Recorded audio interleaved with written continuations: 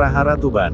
Izinkan saya, Raden Kuning dari Keraton Palembang beserta rombongan menghadap Yang Mulia Raden Haryo Balewot. Raden Kuning menjura hormat. Dari mana asalmu, tadi? Salah seorang prajurit Tuban bertanya dengan pongah. Kami berasal dari Keraton Palembang, prajurit. Raden Kuning menekan nada bicaranya. Sepintas ia curiga dengan tampilan prajurit-prajurit yang menghadang langkahnya itu. Hahaha, baru kudengar ada keraton di Palembang. Kalian tidak diizinkan menghadap. Tidak ada pentingnya kami menerima rombonganmu ini. Prajurit pongah itu kembali bicara. Kali ini suaranya keras menghardik. Baik jika begitu, izinkan kami beristirahat di dermaga Tuban. Kami tidak akan mengganggu di sini. Raden Kuning kembali mengalah. Tidak bisa, kalian harus segera angkat kaki dari bumi Tuban. Prajurit itu sepertinya sengaja membuat Raden Kuning marah. Beruntung orang yang dituju tidak terpancing.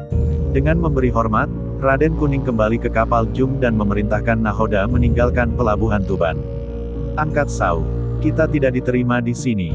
Raden Kuning memberi perintah. Dalam hatinya Raden Kuning menduga pasti telah terjadi peristiwa penting di Tuban yang tidak diketahuinya. Kapal Jung diperintahkan bersandar di sisi lain pantai Tuban. Tengah malam nanti, Raden Kuning akan menyelidiki sendiri apa yang terjadi di Tuban. Beruntung perjalanan mereka membawa banyak bekal sehingga prajurit yang ikut serta tidak kelaparan. Malam meninggi sesosok bayangan berkelebat dari sisi timur dermaga pelabuhan Tuban. Tujuannya masuk ke dalam keraton Tuban. Namun langkahnya terhenti di depan tembok pembatas kota Tuban dengan daerah luar. Tinggi tembok sekira 2 hingga 3 depa. Raden Kuning menahan nafas dan mengempos tubuhnya menotol dinding melompat tinggi hingga hinggap melayang turun ke sisi lain tembok. Ia memilih masuk dari sisi paling luar dinding tembok yang kurang diawasi prajurit. Bergegas sosok itu berlari menuju kota raja. Tujuannya adalah rumah bekel Sokalulung.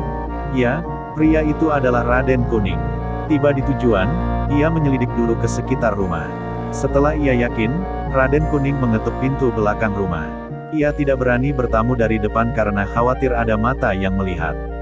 Dengan kekuatan tenaga dalamnya, Raden Kuning mengirim pesan kepada si empunya rumah perihal identitas dirinya. Sokalulung sahabatku, aku Raden Kuning datang berkunjung. Bukakan pintu belakang. Tak lama terdengar suara berderit berasal dari pintu yang dibuka dari dalam. Sesosok pria muncul dari balik pintu. Pria itu langsung menyambut Raden Kuning dengan pelukan hangat. Mereka berdua segera masuk ke dalam rumah. Apa kabar sahabatku? Lama sekali engkau tidak berkunjung ke Tuban. Banyak sekali yang telah terjadi di sini. Silakan masuk. Sokalulung mempersilakan tamunya masuk. Terima kasih, Soka. Aku tiba sore tadi, tetapi di dermaga kami dihadang prajurit Tuban yang mengusir kami dari sini. Aku curiga melihat gelagat yang ditunjukkan oleh prajurit-prajurit itu. Malam ini aku seperti pencuri mengendap-endap tengah malam ke rumahmu. Raden Kuning membuka bicara. Ia tak sempat menjawab dengan kalimat basa-basi akibat rasa ingin tahunya tentang apa yang terjadi di Tuban. Ya, kecurigaanmu memang benar. Malam kemarin terjadi huru-hara di kota Raja Tuban. Salah seorang adik sepupu jauh Kanjeng Gusti Haryo Balewot memimpin pasukan mengepung kota raja. Ia mendapat dukungan dari seorang empu sakti bernama Empu Bengawan Sanca. Ia selama ini berguru dengan Eyang Kiai di Pesanggerahan Kawedar. Sebelumnya empu itu tidak pernah terlihat memiliki gelagat mencurigakan. Ia bersama puluhan muridnya mengabdi dengan Eyang Kiai menimba ilmu agama. 1 tahun belakangan, ia mendirikan perguruan sendiri dan mulai merekrut anak-anak muda untuk menjadi muridnya. Nah, jika benar seperti itu, mengapa Eyang Kiai tidak turun tangan menyelesaikan urusan antara guru dan murid itu? Raden Kuning bertanya heran. Itulah masalahnya, di usianya yang telah senja itu, Eyang Kiai tidak mau lagi mencampuri urusan dunia. Kecuali urusan itu menyangkut janji dirinya di masa lampau. Jika peristiwa itu tidak ada hubungan dengan janji, maka Eyang Kiai tidak akan mungkin diharapkan muncul menyelesaikan persoalan. Lalu bagaimana keadaan di kota raja? Apakah pasukan pemberontak begitu mudahnya menguasai keraton Tuban? Tentunya keraton Tuban memiliki pertahanan keamanan yang kuat. Tetapi apalah dayanya jika ada orang mahasakti yang berada di belakang aksi pemberontakan itu? Di mana Pangeran Sekar Tanjung, putra Gusti Balewot yang sakti? Empu yang menjadi dalang pemberontakan itu memiliki kesaktian seluas samudera. Tak mungkin Pangeran Sekar Tanjung dapat menandinginya. Terlebih dirinya saat ini tidak berada di Tuban karena tengah mengembara menimba pengalaman. Tidak ada yang tahu di mana keberadaan dirinya saat ini. Menurutku yang bisa melawannya hanya Eyang Kiai dan yang kedua, mungkin orang itu adalah engkau sahabatku, ujar Sokalulung.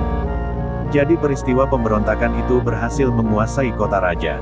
Bagaimana dengan Gusti Balewot dan keluarga? Engkau melewatkan satu nama, sahabatku, goda Sokalulung. Maksudmu? Raden Kuning yang tengah serius tak mengerti maksud sahabatnya itu. Engkau melupakan tunanganmu, Putri Wu. Tawa Sokalulung pecah. Ai, bisa-bisanya engkau mempermainkanku dalam kondisi seperti ini. Raden Kuning ikut tertawa. Iya, bagaimana keadaannya? Itulah yang mencemaskanku. Pangeran yang memimpin pemberontakan itu bernama Pangeran Sentapa. Ia membutuhkan dukungan dari keluarga keraton untuk segera mengambil alih tahta. Oleh karena itu, Putri Wu menjadi alatnya untuk mendapat dukungan itu. Ia akan menikahi secara paksa tunanganmu minggu depan. Pernikahan itu tengah dipersiapkan oleh kaki tangannya. Ai, di mana gerangan dirinya sekarang? Terlambat saja aku datang ke Tuban, aku pasti tak lagi bisa bertemu dirinya. Aku saat ini tidak lagi menjadi pasukan keraton Tuban. Setelah kekuasaan diambil alih, aku diberhentikan. Tak tahu lagi aku apa yang terjadi di dalam keraton. Tetapi jika engkau mau bersabar, tunggulah esok aku akan mencari tahu. Tak sabar rasanya menunggu esok hari, Soka. Kedatanganku di sini membawa serta ratusan pasukan. Jika memang dibutuhkan, kita bisa menggempur kota raja. Engkau harus menghimpun prajurit-prajurit Tuban yang masih setia. Dengan dukungan mereka, aku yakin kota raja dapat dengan mudah kita rebut kembali, ujar Raden Kuning berapi-api. Kita tidak bisa gerasa-gerusu, Raden. Perlu ada rencana matang untuk itu. Kita punya waktu sepekan untuk mengatur rencana. Jika memang engkau yakin mampu mengatasi Empu Bengawan Sanca, mulai malam ini aku akan susun rencana kita. Engkau masuklah ke bagian atas rumahku. Di sana ada beberapa prajurit yang berpengaruh yang masih setia terhadap Kanjeng Gusti Balewot. Raden Kuning tertegun. Rupanya sahabatnya Sokalulung telah lebih dulu memulai rencana untuk merebut kembali kota raja.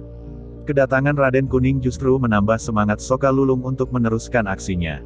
Hei, Sokalulung, lancang sekali engkau memulai pertemuan tanpa mengundangku. Tiba-tiba melesat sesosok bayangan menuju lantai atas rumah kayu Sokalulung. Melihat siapa yang baru saja datang itu, semua prajurit yang hadir terkejut.